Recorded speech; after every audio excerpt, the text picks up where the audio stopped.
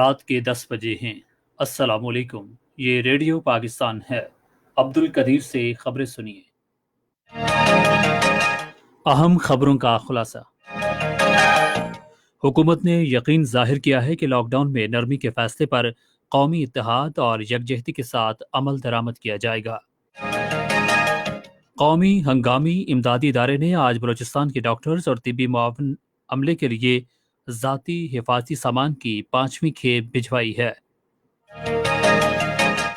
چین سے طبی اور حفاظتی سامان کی 6ٹھی کھیپ لانے والی پرواز پاکستان پہنچ گئی ہے۔ اور آزاد جموں کشمیر کی حکومت نے بھارت کی جانب سے اپنے ٹی وی چینلز پر آزاد جموں کشمیر اور گلگت بلتستان کی موسم کی صورتحال نشر کرنے کے اقدام کی شدید مذمت کی ہے۔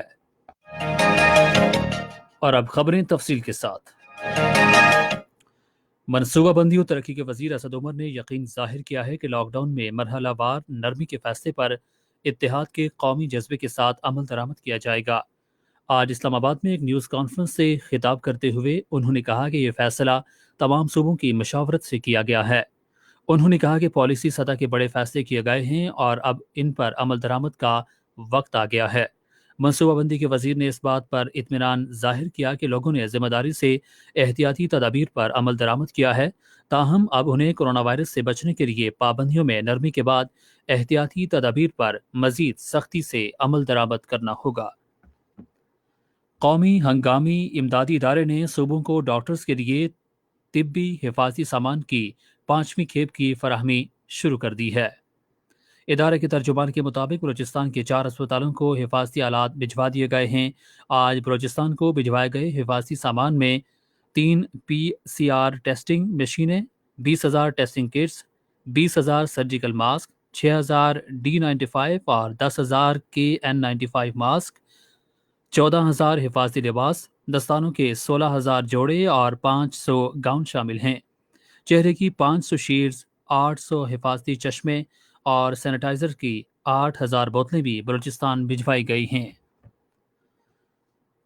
پی آئی اے کی ایک اور پرواز چین سے 17 ٹن طبی اور حفاظتی ساز و سامان لے کر آج پاکستان پہنچی۔ قومی ہنگامی امدادی ادارے کے ترجمان کے مطابق سامان میں 24 ایکس رے مشینیں اور ان کے پرزے، 3,71,000 ٹیسٹ کرنے والی VTM آلات اور مختلف قسم کے 10 لاکھ سے زائد ماسک شامل ہیں۔ ملک میں گزشتہ 24 گھنٹے میں 1,991 افراد میں کرونا وائرس کی تشخیص کے بعد مصدقہ مریضوں کی تعداد 29,465 ہو گئی ہے۔ پنجاب میں اب تک 11,093، سندھ میں 10,771، خیبر پختونخوا میں 4,509، بلوچستان میں 1,935، اسلام آباد میں 641، گلگت بلتستان میں 430 اور آزاد کشمیر میں 86 افراد میں اس وائرس کی تشخیص ہوئی ہے۔ وائرس سے مزید 21 افراد جاں بحق ہوئے، جس کے بعد یہ تعداد 639 ہو گئی ہے۔ وزیر اطلاعات و نشریات سینیٹر شبلی فراز نے کہا ہے کہ وزیر اعظم عمران خان نے چینی بحران کی رپورٹ منظر عام پر لا کر ثابت کر دیا ہے کہ اس ملک میں کوئی بھی قانون سے بالاتر نہیں ہے۔ آج ایک ٹویٹ میں انہوں نے کہا کہ ماضی میں حکمران اپنی بدعنوانیوں کو چھپاتے تھے اور اپنے کاموں کا دلیری سے اور کھلے عام دفاع کرتے تھے۔ دفتر خارجہ نے کہا ہے کہ پاکستان نے کلبھوشن جادو کے مقدمے میں عالمی عدالت انصاف کے فیصلے کی مکمل تعمیل کی ہے۔ دفتر خارجہ کے ترجمان عائشہ فاروقی نے صحافیوں کے سوالوں کے جواب دیتے ہوئے کہا کہ پاکستان فیصلے پر عمل درآمد جاری رکھے گا تاکہ مقدمے کی کارروائی مزید آگے بڑھے۔ انہوں نے بھارتی وکیل ہریش سالوے کے حقائق کے منافی بیانات یکسر مسترد کر دیے، جن میں کہا گیا کہ پاکستان نے اس مقدمے میں عالمی عدالت انصاف کے فیصلے کی تعمیل نہیں کی۔ وزیر خارجہ شاہ محمود قریشی نے کہا ہے کہ پاکستان کشمیری ماؤں کے شانہ بشانہ ہے اور مقبوضہ کشمیر میں ان کی بیش بہا قربانیوں کو سلام پیش کرتا ہے۔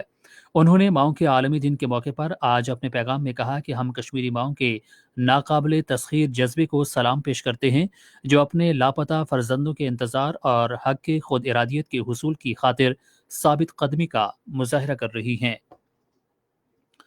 اور آزاد جموں کشمیر کے وزیر اعظم راجہ فاروق حیدر خان نے بھارت کی جانب سے اپنے سرکاری نشریاتی اداروں کے بلیٹنز میں آزاد جموں کشمیر اور گلگت بلتستان کے بارے میں موسمیاتی رپورٹ نشر کرنے کا آغاز کرنے اور انہیں اپنے علاقے قرار دینے کے اقدام کی شدید مذمت کی ہے۔ انہوں نے یہ بات آج مظفر آباد میں ممتاز کشمیری رہنما اور ریاست کے سابق صدر میروائز محمد یوسف شاہ کی 53ویں برسی کے موقع پر ان کی قبر پر فاتح خوانی کے بعد صحافیوں سے گفتگو کرتے ہوئے کہی۔ آزاد کشمیر کے وزیراعظم نے بھارتی اقدام کو اس کی بغلاہٹ کا منہ بولتا ثبوت قرار دیتے ہوئے کہا کہ بھارت اپنے مذموم عزائم سے مطلوبہ اہداف کبھی حاصل نہیں کر پائے گا اور شکست اس کا مقدر بنے گی۔ اسی کے ساتھ خبریں ختم ہوئیں۔ مزید خبروں اور تجزیوں کے لیے آئیے ہماری ویب سائٹ پر، پتہ ہے radio.gov.pk، اور فیس بک کے link radio Pakistan news official پر براہ راست ویڈیو سٹریمنگ بھی ملاحظہ کیجیے۔